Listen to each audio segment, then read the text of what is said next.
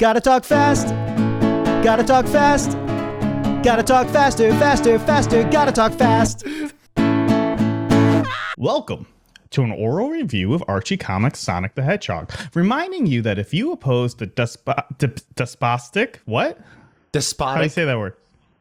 Did I spell it wrong? Despotic. Despotic. All right, Mm-hmm. no, that's probably right. You cut out when you were saying it, so I couldn't hear you. Do you know what a despot is? No.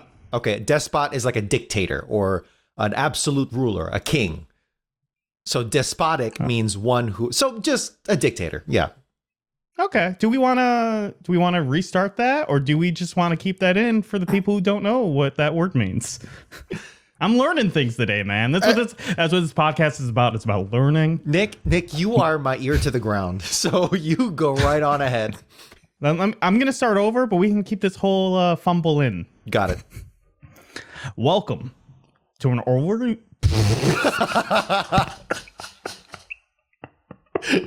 I guess we got an answer to if he got worse or not. I've been working. He's been working for this 3 past weeks week. straight. Like, it's been bad. I drove Away from home. and got back. I wrote this, and we're good to go. I'm good to go. Let me make this so it's not cutting off my head. All right, welcome to an oral review of Archie Comics' Sonic the Hedgehog, reminding you that if you oppose the despotic regime of Saudi Arabia and want the United States to stop supporting it, then you must fight car culture and support urbanism. According to the U.S. Energy Information Administration, America consumes more than 20 million barrels of oil per day. 43% of that, 20 million, goes to gasoline alone. Avenge the fallen New York firefighters by supporting high-density zoning, high-speed rail, and thinner highways. Granted, the U.S. only imports 5% of its petroleum from Saudi Arabia, whereas the U.S. imports 52% from Canada. But if you ever want to oppose both the House and House of Saud, interesting. Because it's just Arabia. It's just Arabia. And then the ultra mega wealthy House of Saud makes it Saudi Arabia. I legitimately did not know that. Yeah. Interesting. I just watch movies and I listen to podcasts. Dune. That's my thing, dude. That's kind of like what this is. I just know about Sonic the Hedgehog, really. Well, I guess that I'm learning. Yes, that's what this podcast is about. But if you ever want to oppose both the House of Saud and Justin Trudeau, tell the NIMBYs you never forget that fateful September morning. You never forgot that freedom isn't free. It's the cost of your train fare. I'm Nick. Except for this intro, I wrote the script. And I'm Dominic. And except for this very outdated intro, because Justin Trudeau is no longer the Prime Minister of Canada. I may not be the most up to date with current events, but I do know that Justin Trudeau is no longer... I am very curious to see. So it's different prime minister, but same political party until they call an election, or the mandatory election, the mandated election in October, I think, in Canada, because Canada uses a Westminster system because of their British, exactly, their Commonwealth heritage. So we'll see, because they were before the Trump situation, before Trump. They were just slated to get pounded into the dirt, the Liberals, which is like slightly more left Democratic Party, but not too much. But now with the Trump situation... You will about America, we are reminding the rest of the world what happens when you let conservatism win. Yes. Yes. Let us be a warning sign. Yep. Let us be the sacrificial lamb for the rest of the world. That's in charge of the nation's currency. Yes. Okay. So we'll see if that happens. We are reading Saturday Night's All Right for a Fight, Part 1. Script by Ken Penders and penciled by Art Mahwini. The worst has happened. Sonic the Hedgehog has lost his memory and joined forces with his arch enemy, Dr. Ivo Robotnik, to overthrow his friends, Princess Sally and the Freedom Fighters. We're now seconds away from the action busting loose, so just strap yourselves in. Sonic the Hedgehog is now staring at Sally and Rotor. Sally thinks to herself, this looks bad. Better think fast. She starts saying that she's glad Sonic is back, and he looks unwell, and if anything is wrong. Absolutely nothing. Nothing than some slam jamming. Nothing that some slam jamming can't fix, that is. I forgot about that line already. Chances are, it was pretty fucking good. I read this I probably should have read this recently. So this is like now you get the true viewer experience. Exactly. Sonic speeds towards Rotor, reaches out his left arm and gives Rotor a left hook right in the kisser. Straight to the moon. Rotor slams on the floor and is now knocked out. Sonic speeds behind Sally, starts to put Sally in a chokehold and says, hold still, princess. This won't hurt much. Sally grabs the arm around her neck and swings the upper half of her body forward, flinging Sonic over her shoulders. No thanks. Besides, I prefer to give rather than receive. That was a choice. She would be a dom. Yeah. Oh, well, yeah, that's not She's the sovereign question. monarch. It's just, there's a time and place, Sally. This isn't the time or the place. We see. Wouldn't it be funny if like the innuendo is what like got to his like inner brain? And it's like, oh, that's what pulled me out. That's what pulled me out of the trance. Like, oh, wait a minute. I am a sub. Yeah. I love everything that just happened. We see Tails and Buns hearing the battle and start rushing in to see Sally and Sonic fighting. Buns quickly grabs Sonic and puts him in a leg lock, proving instantly the theory that Buns is actually the most powerful freedom fighter and should perhaps be the one going on missions. Sally and Tails grab Sonic, trying to restrain him. Sonic spins himself in a tornado, flinging everyone across the room. Everyone is now knocked out, with Sonic standing over all of them, victorious. End of part 1. So, real quick, first of all, I just want to mention, if I recall, that, yeah, Tails and Buns are confused as to what's going on. Like, they do not know the situation. Like, that's what this issue establishes. And I kind of appreciate that they immediately try to help Sally instead of Sonic. Yeah, I feel like if I was in the same exact situation, like Sally is technically your boss, right? Like That's she's true. the one that you're like, wait a minute, whatever's happening, we're getting behind Sally, right? Loyalty behind the crown, which I for their characters, I appreciate. Agreed. All right. So yeah, this one's a lot of action. It's a pretty cool action. I like that because like in the issue before this, Sonic was just on a rip. He was just beating through everyone and everything. Like there were some traps and safety like precautions by the freedom fighters, but in terms of person-to-person combat, it was all Sonic. But Sally was like, "Hey, I know some moves. Like we're good." Like you thought you had the upper hand. I mean, yeah, you know. It's been a minute. It's okay. It's okay. I'm just glad that you're okay. Yeah, nothing to comment here. It's I do sound off in the comments though, and we'll move on after this. Sound off in the comments if Bunny's leg lock awakened something in you. So sound off in the comments if this is what did it. Yeah, I mean, I guess that proves that Sonic isn't a sub, because if Sally restraining him didn't, trigger it, Buns would have 1,000% triggered it, and he didn't. I have a feeling that Sonic is the type of guy that talks mad shit, because he is like evidenced he talks mad shit, but he's actually very bad in bed. Like he's just too fast. Come on.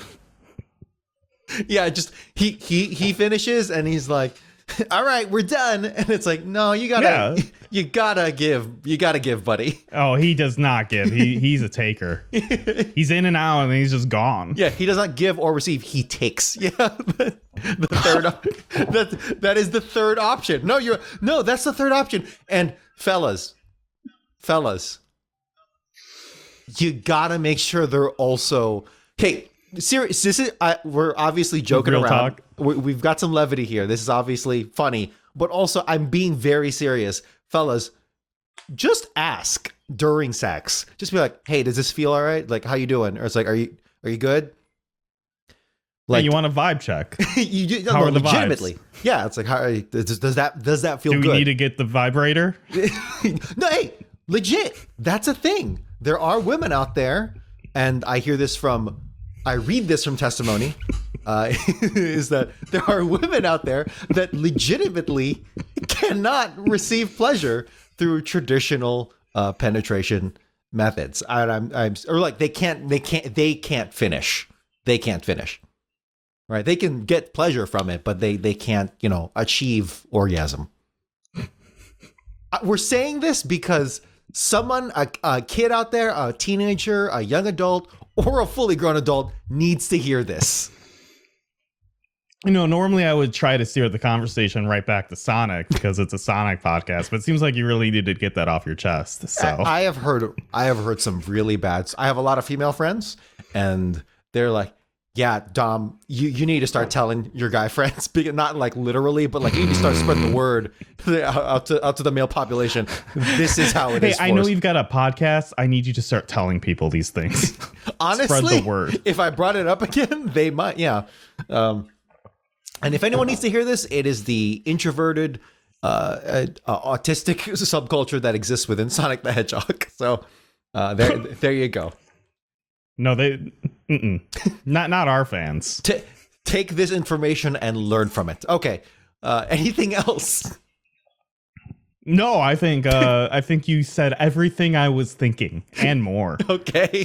Saturday night's all right for a fight. Part 2. We open on Robotnik and Snively watching Sonic over a monitor. Well, sir, it looks like Sonic the Hedgehog has succeeded where you couldn't. Where you haven't yet. Cease your witless cackling, Snively, you idiot. Sonic may have won my battle for me, but he hasn't finished the job. We sent him to Knothole Village so we could discover its location and destroy it. With his current state of memory loss, he was a more than willing puppet ready to heed my every command. Since he is incapable of any serious independent thought, we need the location coordinates of the village to send in the demolition tractors. Unfortunately, the freedom fighters have allowed level jammers of some type, preventing me from honing in on the signal from the transmitter I secretly placed in the Hedgehog. All I can do now is wait and track his path of return to us. The screen that's tracking Sonic the Hedgehog has turned black. What? We've lost the signal? Boost! Boost. Boost the reception, Snively, now! Snively starts walking away, glaring at Robotnik. Snively starts thinking to himself, just once I wish he'd say please. We cut back to Sonic. The lights have gone dark. Sonic hears footsteps all around him. All right, whoever you are, you want to make this easy or hard? Stay still, mes amis. Whatever else he may be, Sonic is no match for the hunting prowess of Antoine. Watch and learn from the master. We see the dark blobs with what appear to be the outlines of the junior freedom fighters along with Antoine surrounding Sonic. Everyone, subdue the enemy! Everyone jumps Sonic. The fiend is gone. Where did he go? Oh, Antoine, miss me? We may not be able to see, but I can still move faster than you, and now that I know it's you... Sonic gets cut off by the coolest pig around, Hamlin. Well, he ain't the only one here, buddy. Maybe not in numbers, pal, but that'll be the day some rookie gets the drop on the old Hedgehog. Sonic throws Hamlin across the room. I'm surprised at you, Twan, sending others to fight your battles. Antoine appears in front of Sonic and pulls out a sword. Mon Dieu, no one accuses Antoine of being the coward. On guard, you witless knave. Sonic dodges Antoine's attacks. Your sword, your swords, your sword swishing is quite revealing. Why don't you shout your position while you're at it? I'm assuming he didn't say There's sword only twice. supposed to be one sword. Sonic dodges more of Antoine's attacks and punches him in the head. Arlo jumps out from behind. Arlo jumps out from behind. Arlo is the armadillo, right? Yeah, Arlo armadillo. Yeah. That's exactly how they got that name. Hold on, sir. He won't get by me. Sonic catches Arlo mid-air and throws him at Penelope the platypus, knocking them out. Sonic begins to look for a way to turn on the lights when he gets slammed by Dylan the porcupine, knocking out Sonic the Hedgehog. As Princess Sally used to... It's been a minute since we've done these voices. As Princess Sally used to say, the best attack is always the least expected. End of part 2. I'm shocked you remembered everyone's voice like immediately. Yeah. That was especially Arlo's, which I love Arlo's too. I mean, Dylan's the best. Don't get me wrong. Yes, but I like the idea. I don't know if this is what happened. I assume it's not. That Sonic doesn't remember anyone but his hatred for Antoine and just started goading him immediately. Yeah. Because like there's definitely an air of like, I remember you and I'm going to fuck with you here. I assume what ended up happening is that Robotnik debriefed him on all the freedom fighters before going out. But I like to think he did it. Yeah. And he just remembered Antoine. He's like, fuck this guy. That's unsubstantiated headcanon, because I think in the previous issue, Robotnik literally set up androids for him to fight in practice. Oh, yeah, that is true. That is true. They had the fake androids. But it'd be really funny if that didn't happen and he just literally remembers this one kernel of information that, no, I hate this French motherfucker. I just hate this fucker. Yeah. I thought it was kind of cool to see in terms of action. If we're gonna have action, I think it was cool to see all the silhouetting. Yeah, I was actually going to bring up the fact I really like how they styled fighting in the darkness, which is like a red shade. You know what? I was watching Michael Mann's what is it called? Manhunter, I think it was. Okay. It's the Red Dragon movie that was made in the 80s. I don't Red know Dragon if I've seen being that the name one. of the book. Okay. This is like Girl of the Dragon Tattoo or something? No. Why am I Hannibal thinking Lecter. that? Hannibal Lecter. That's right. Okay. Yeah, I fell asleep, so I didn't finish it, so I have no opinions on the movie. But something that stood out to me, and it instantly made me like hate modern movies. This is always going to be a I hate modern movies rant. Every single episode, just low key. And I really appreciated how he lit this dark scene, which was it was a house. And obviously when you're shooting in a house at night, this is my problem with modern day films, is with digital, you're allowed to get really, really dark, and you can't do that with analog. You need with film bright sources of light film in order to kind of like get some sort of ambience in the room, which leads to a lot of we'll say fantastical shots that you just have to believe it's dark, right? It's like, oh, there's a lot of like blue hues and it's supposed to symbolize it's dark, but it's not actually dark. You know what I mean? Yeah. And with how he lit this scene was Michael Mann. I shouldn't say how he lit the scene, how the lighting director lit the scene, but I don't know his name. That's fine. What he did was he had like, it was like a motel light or something, like a vacancy sign, like pretty much right outside, just really shining in light into the house. So there were just like bars of light that were really like shining that would light up certain like motions and whatnot. But then the rest of the house was like pretty dark and a blue light. And it just, I was reading the scene, and it just kind of reminded me of lighting in older films and how that translated to the comics. I just appreciate it. That's all. Modern films can't do dark well because they allow things to get too dark and you can't see jack shit. And then the creators of the shows are just like, you know what? Your TV sucks, because if you had a good TV, this would be fine. Sorry, that's we used to know good lighting, but we just forgot how to. We just forgot. But so I really like the lighting of this scene. I really like it. Has like real submarine vibes with the red. Yeah, just the general like emergency lighting.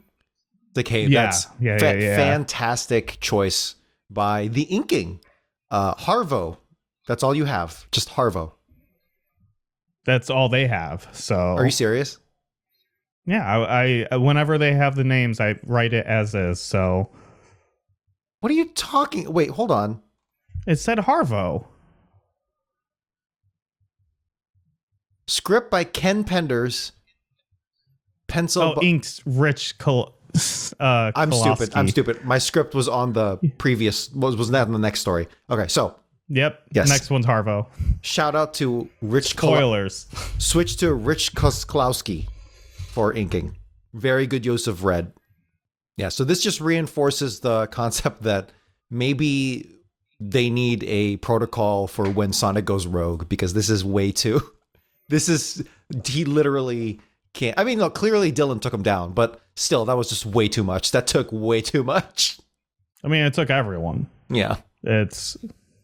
Yeah. They need to like have an activation word. They got to plant a bomb in his brain. And whenever someone says like pineapple, banana, pudding pie or something that doesn't exist. Yeah. His brain just explodes, you know? A kill switch.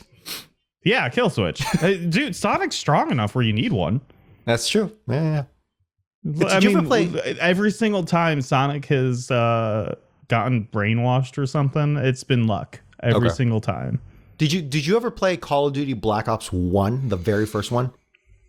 No, but I literally just listened to an interview with one of the like directors of that game like 2 days ago. Yeah. The game is based on it's the Cold War 1960s. It covers that whole era because it was the first Cold War, I believe. Yeah, first Cold War Call of Duty game. So they were laying levelly into that. You meet Kennedy at one point, and then there's like you go into like Soviet Russia, you go into Vietnam and all that stuff. And the whole premise is that it's all conspiracy driven. You're trying to uncover this conspiracy, and you, the protagonist, the main protagonist, I should say, because I think it jumps around.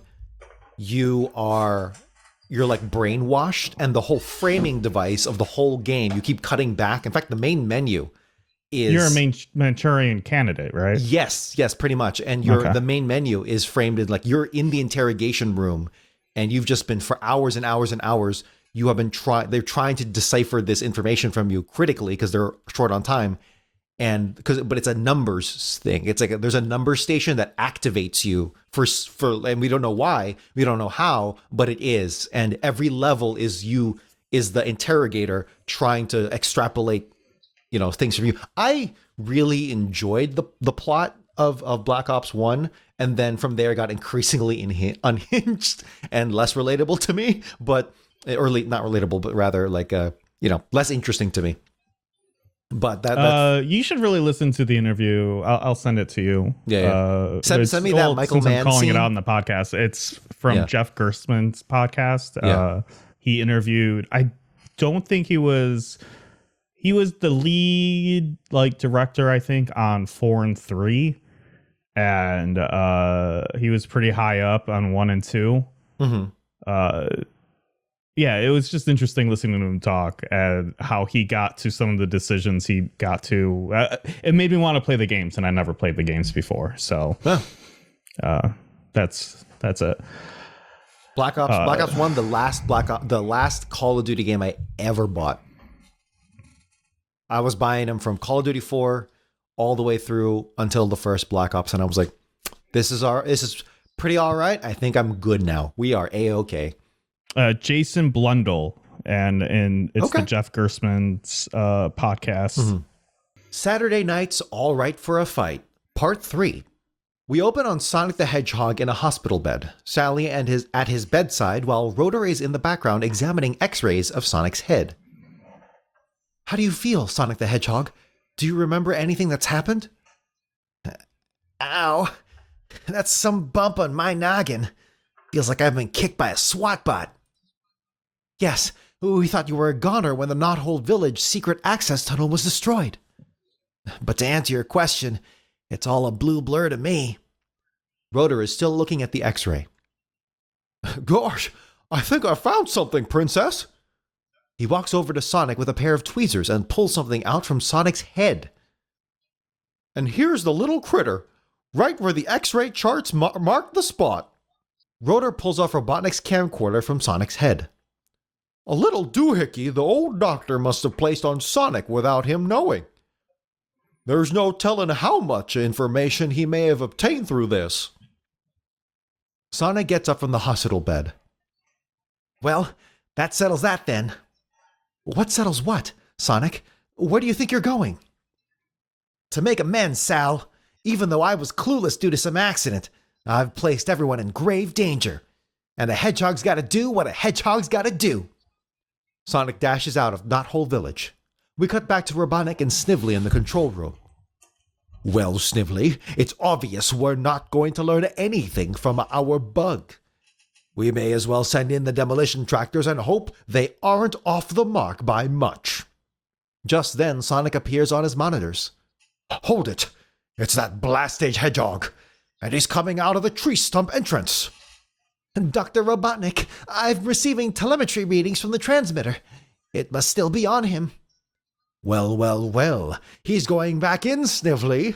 Lock on and have the tractors track him from above ground. It looks like we'll get what we came for yet.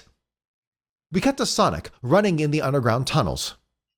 Here's hoping old Robo-Butt swallowed the bat. Here's hoping old Robo-Bot swallowed the bait. Still said it weird. We cut to... Yeah, he did say it weird. We cut to Tails flying above the tanks and reporting to Sally that the tanks are following Sonic's path. Sonic meets up with Sally, Rotor, and a couple of groundhogs. Sonic has led the tanks to a cliff with an overhang. The tanks stop and the cliff breaks, sending all the tanks to the bottom of a ravine. Robotnik will believe we let him down a decoy tunnel. He'll never know you were originally in the real tunnel that leads to Knothole. We'll begin rebuilding a new tunnel, but first, I need to apologize for my actions. You weren't quite yourself, Sonic. Besides, now I know how you feel after our sparring exercises. We cut back to Snively on Robotnik in his control room. Well, Snively, even with memory loss, that hedgehog has done it again. He's led me on another wild goose chase. Think of it this way, sir.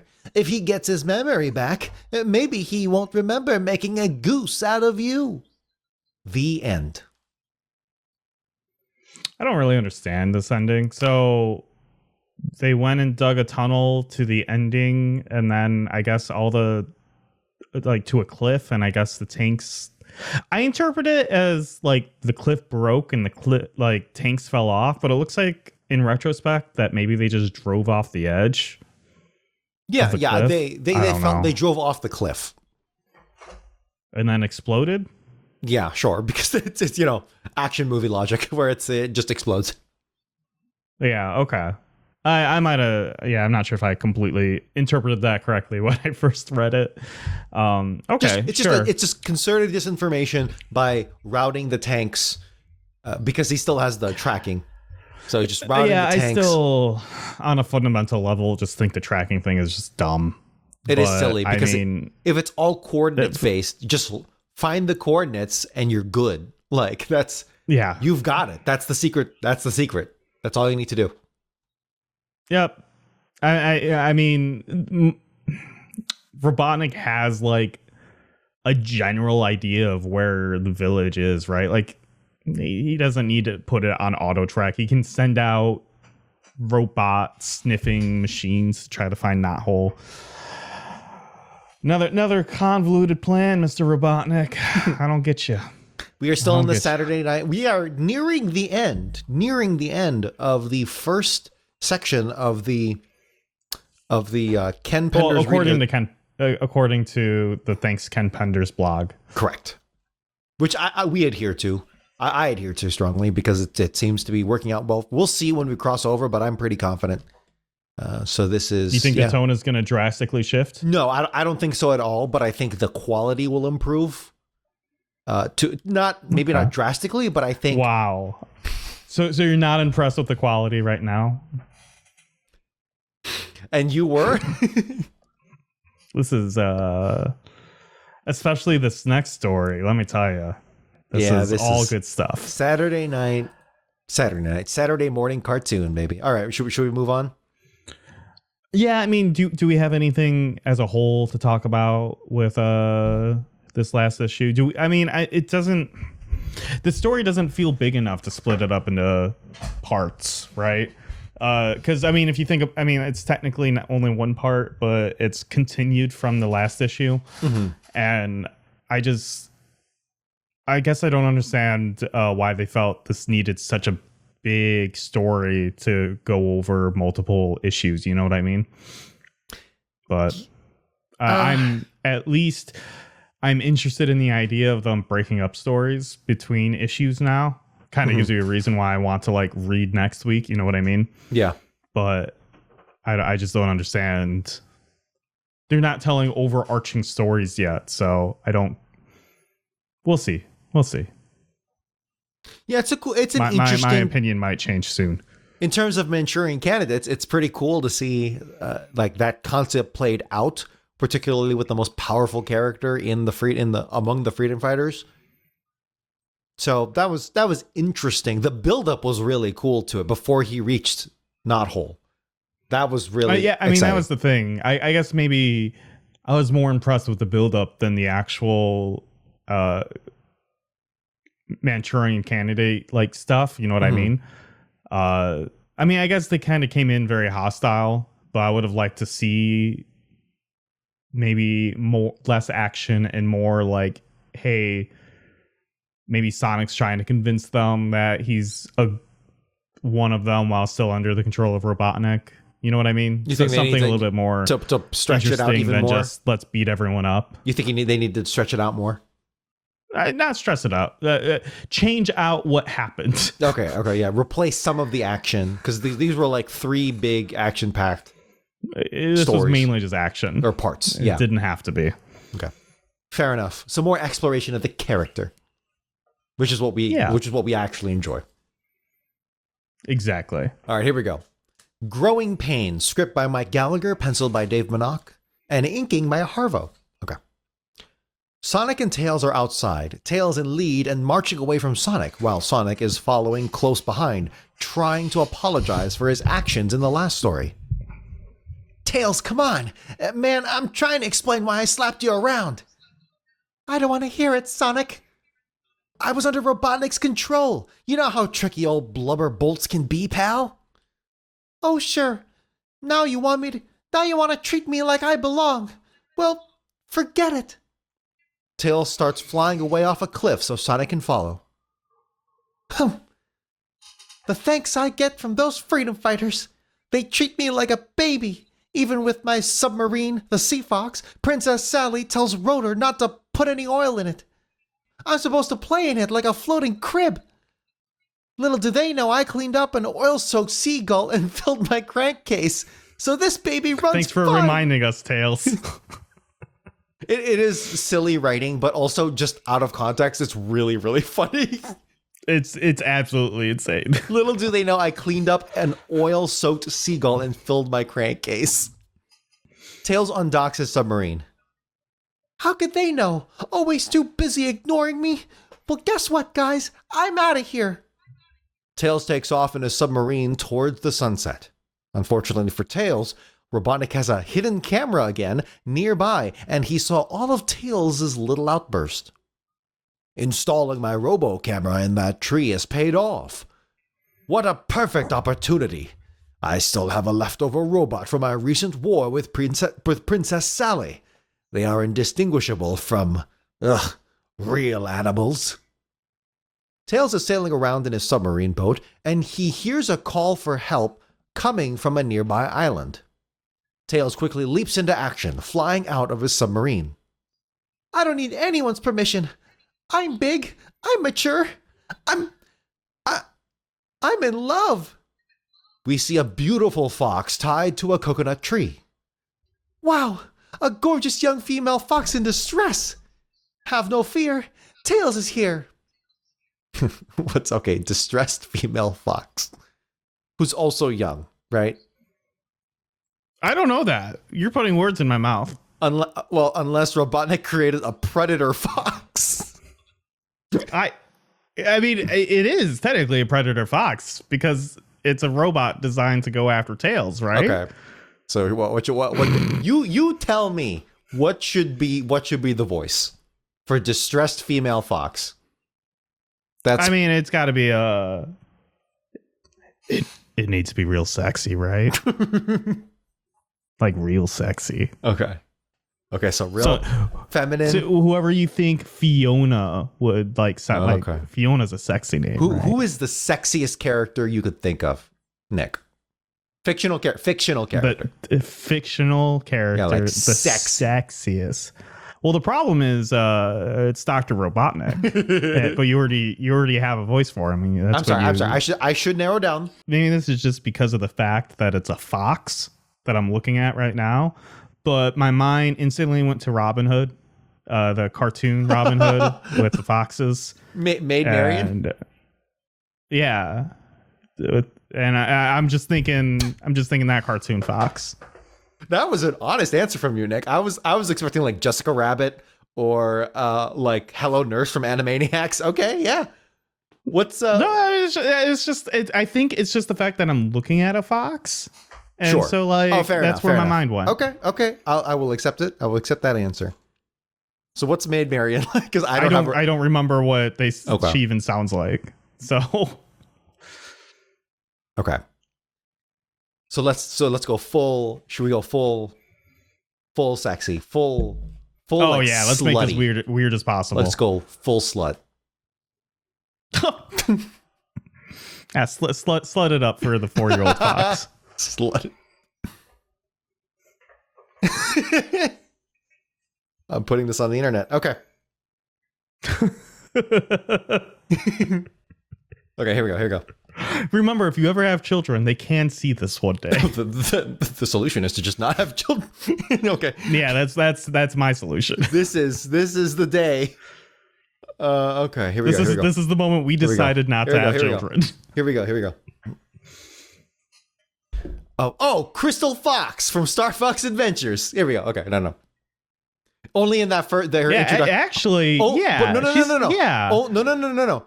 Because I don't think she's actually that seductive. It's literally just the scene where Fox is like first finds her unconscious, and it's like the saxophone. We're thinking of different games. Star Fox, 64 characters. I've never really played Adventure. Oh, it is Crystal. Okay. I think. Yeah. It is. Yeah, she was sexy in Star Fox 64, or at least they tried to do like a sexy pilot voice. Okay, but it's been a minute, so we're just gonna go full. Oh, please help me. How was that? Yeah, that's good. That was bang on. We went a little too hard in trying to figure out this one note. She has other lines. Okay. We're good. Tails flies down and starts untying her. The fox introduces herself as Fiona. How can I ever thank you? They hold hands. Their eyes meet. And they kiss. We see a montage of the date the two of them have on this island, frolicking on the beach, carving their name in a tree, and watching the sunset. We cut to Robotnik watching all of this on a monitor. Oh, gag me with a chocolate heart. Time to spring this trap. Isn't it frustrating to know he's in danger and be helpless to tell him? It's what movie director Alfred Hitchcock called the MacGuffin. Okay, sure. Yeah, that was just a fun little third person thing talking to us. And I'm like, that's fun. I'll include this. Robotnik goes to a giant telescope and continues watching. Ah, yes, here they come. The sappy little fools, so blinded by love. He doesn't even see me standing on this nearby hill. Let's stop at my place to freshen up. It's just up ahead there. That den dug into the side of the hill. Dude, she's like, I forgot about this. She is like straight up inviting him in. Okay. Yeah. This was going to be an interesting issue. They walk up to a hill with a hole dug into the side. Tails walks in first, and Robotnik runs up and slams cage bars on the hole. Tails sees Robotnik and begins to understand. He starts crying. Say it isn't so, Theo.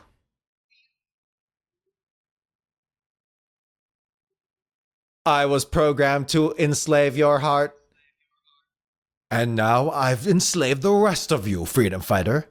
You wanted to be treated as an adult, eh? Welcome to the real world. Fire it up.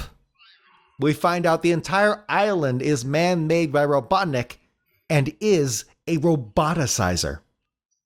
Robotnik orders Fiona to flip the switch and roboticize Tails. She has a confused and worried look on her face. To be continued. So let's start with the obvious. Interesting plan that Robotnik has come up with to seduce a 4-year-old fox. A little weird. Yeah, it's a choice. I mean, maybe he's older now. Yeah, maybe we can infer it. Instead of like 6, we can say like 8. No, he's 4. So if anything, he's 5, Dominic. Yeah. We haven't been following the misadventures of the freedom fighters for like 5 years. It's kind of weird for like. There's really no way to spin this one. This is an allegory. This is a warning, early warning for falling in love. For falling in love with people on the internet. Because you don't know if they're AI or not. Not just AI. You don't know if it's just like a 60-year-old ass dude behind the screen, literally behind the screen, manipulating you. I'm disappointed in Robotnik. He really cock-blocked Tails here because she was going to go all the way until he got captured. I don't know what I'm saying. Would Robotnik? You should just cut that one. No. Okay, so do you think Robotnik would let it go all the way? Do you think? Well, okay. My real question is, do you think Robotnik would at any point would he go to jail for this act? Who's going to jail him? Okay, no. Okay, but that aside, let's just say this is an episode of Dateline NBC, right? This is To Catch a Predator. When do you go? We got him, ladies and gentlemen. We got him. When do you go?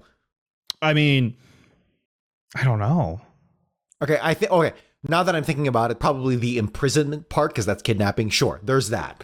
But we're talking about like from a predator standpoint, which he is being very creepo predator right now. Well, also man-made island. Knowing how Robotnik operates, he's definitely got cameras all over this island. There you go. Means yep. If this goes through, he's filming it. And that is not good. That is very, very bad. That is not. Yes, we are anti. We are anti whatever that is. That's conspiracy charges. That is premeditated. That'd be, dude. I mean, we arrest him at inception of the plan. Like yeah, this is Dateline, and he's like we even get whiff of this plan. We're going in. Yes, because it's just like, wait a minute, you designed a fox to seduce a 4-year-old and an island to trap him, and he made a whole island. He Epsteined this.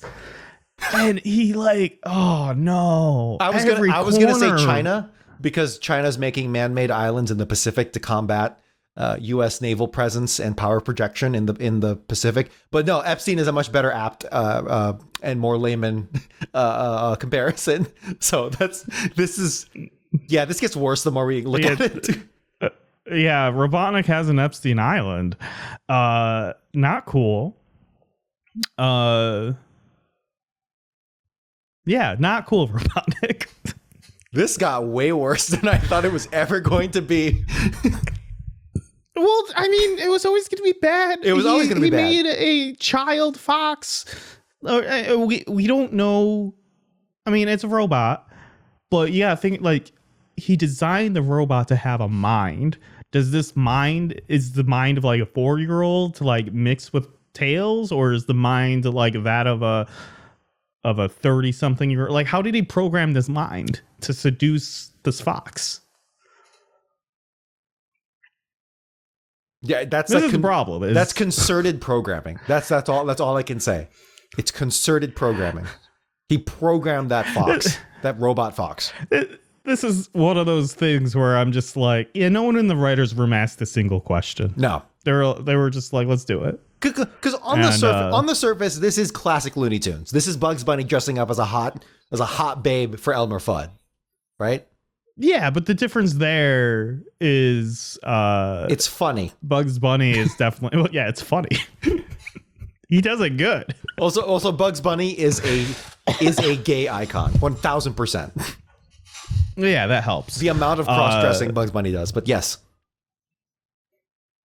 Yeah, Robotnik's not a gay icon, so he can't get away with this. No, he's a bear, but not a very good gay bear. Okay.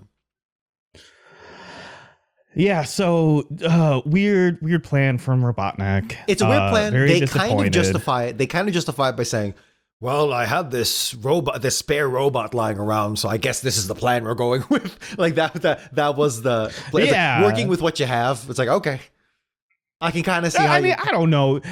I feel like that's him trying to justify it to himself. Yeah. Like this was like predetermined, but he like saying it out loud so that like Snively is around so that he can be like, hold on, maybe this is weird.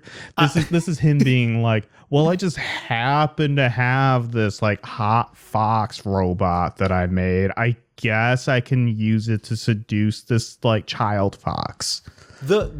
He's saying it out loud in case Crabmeat's there, so he can be like, yeah, okay, I guess that's a plan. Because if he just went straight up and was like, I got this fox I'm going to seduce the other fox with that's 4 years old, Crabmeat or even Snively would be like, dude, that sounds kind of fucked. I don't know what your plan here is, but that's. I mean, your plans normally don't make sense, but this makes less sense than normal. I don't see the end game.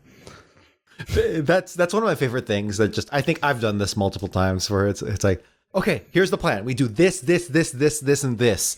And then someone else chimes in.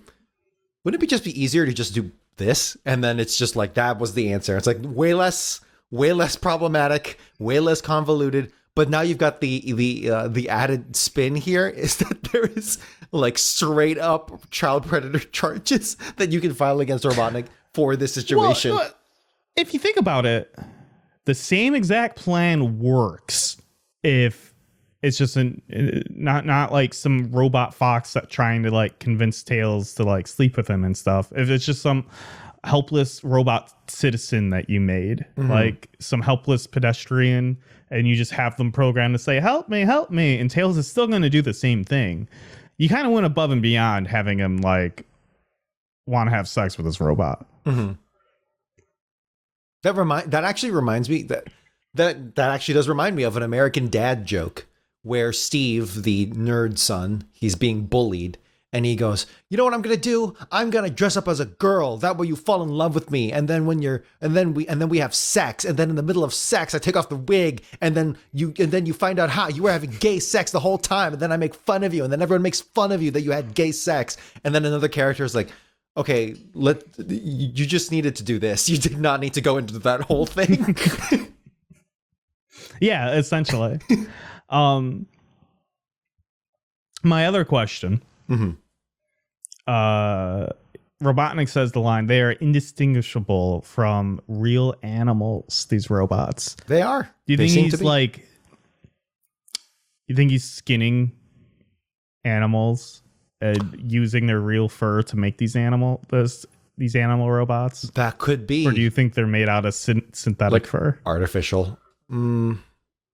The child answer, the PG answer is that it is artificial, but I like that really dark. I think he's skinning these horror. guys. Yeah, I think so. And that opens up a whole new avenue for his fascism, for his evil plans. Where it's like, hey, I am literally abducting these helpless animals and skinning them to combat. That's fucked up. That's good. Good thought. I will give a single writing point for how the whole genesis of this story begins with Sonic being like, yo, dude, I'm sorry. I know I beat the shit out of you. I slapped you around. Like, he literally says, I slapped you around. I'm really sorry about that. And like that causes, okay, cause and effect. I like that. I think that's really cool. It's not just Tails. It is Tails going off on his own again, but there was a clear thing from the last story that I really, I admired that. It does feel like we're finally getting some like cause action, right? Some consequences to some of the stories that are happening. Consequence. So that's such, yes, 100%. So I'm actually, this is probably the most invested I've been in, even if I wasn't like incredibly happy with the story. I'm interested because it seems like they're going to start dealing with things that happen. They brought in the Junior Freedom Fighters. They brought in the Junior Freedom Fighters, even if just for like an attack in the last story, right? Just to help. Yeah. All right. Yeah, we're fleshing out the world. You have characters and you're using them. Yep. I'm excited. I think you're right. Where according to the reading order from the Thanks Ken Pender's blog, I think the cutoff to the next area, which is going to be years 95 through 97, is where it's going to start really picking up, I will say. Yeah. So I'm unironically, like, I'm excited to see where this is going. Mm-hmm. And then prediction for next issue is that the robot grows a conscience and then saves Tails at the last minute. See, that's obviously what's going to happen, but that's going to, I'm already like worried about what that's going to start implying, right? If it's a robot that like saves the day, then that means that these robots, and we've hinted at this, that they can think, they can feel, and change their minds, right? And so what kind of world are we setting up where Sonic being the goody two shoes that he is, we're creating a world where robots are such an easy, safe thing to do because they're programmed to be evil, right? They're programmed to not have a conscience. So the moment you start playing and messing with that, which for the record, I'm here for, I think that's interesting storytelling and I want to see like what direction to go with. But in terms of child comics, in terms of child is maybe not the right word. Youth, comics for kids, for teens, and comics directed towards youth and then read by 30-year-old adults because they're idiots. The implications of these robots growing in conscience is going to throw a rock into whatever plans these writers are creating, because now every single swap out, every single crab meat you see, you're like, well, can they grow? Can they change? And Sonic is killing them, right? Yeah. You create robots so you don't have to ask those questions. And so giving these robots that type of conscience, I think, is maybe it opens up a can of worms. Move. Maybe, it opens up a can of worms. I don't think they're prepared to answer. And you can't really close the can of worms once they're opened, kind of like Pandora's box. A can of Pandora. That's what we'll say. That's what I was thinking too. And that's the issue. Only 390 left to go. I'm Nick. I stream at twitch.tv/Mojosaurus. My personal blue sky is at Mojosaurus. I'm Dominic. You can follow my jazz adventures in Chicago at Blue Collar Jazz. Got some exciting things lined up, as well as you can follow my blue sky at Domguan. You can follow us on socials. I Gotta Talk Fast. TikTok is Gotta Talk Faster. We also have a video version of the podcast where you can follow along with panels and watch our handsome faces. You can write in the show at sonicgrams@gottatalkfast.com. Ask us questions, provide corrections, and give us your opinion of this week's issue. Don't forget to like and subscribe to our channel, our YouTube channel. And remember, when life keeps going fast, you gotta talk fast and just get through it. I love you. I love you. Okay. Gotta talk, gotta talk. Gotta Talk Fast was written by Nick Folkerts and edited by Dominic Guanzon. Intro and outro themes recorded by Dominic Guanzon. Gotta Go Fast originally composed by Norman J. Grossfeld, Joseph Garrity, and Russell Velasquez. Gotta talk, gotta talk. Gotta talk, gotta talk. Gotta talk, gotta talk. Gotta talk. Gotta talk fast. Gotta talk fast. Gotta talk fast. Gotta talk fast.